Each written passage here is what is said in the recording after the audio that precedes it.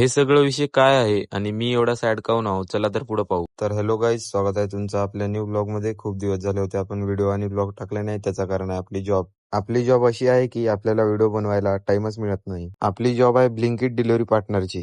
मग आपल्या भावातल्या अंगातले किडे सळसळ करायला लागले. तो म्हणायला लागला मी गाडी उचलून घेऊन जातो. त्याला काही गाडी उचलणं झालं नाही, मग तो म्हणाला मी गाडी चालवतच नेतो. तेवढ्यातच लागली आपल्याला ऑर्डर आणि आपण निघालो पार्सल घेऊन कस्टमरकडे.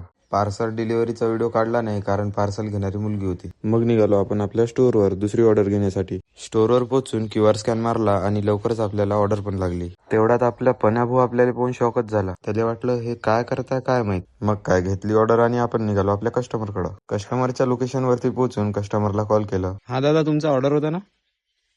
हो या ना बाहेर. हो, एक मिनिट आलो.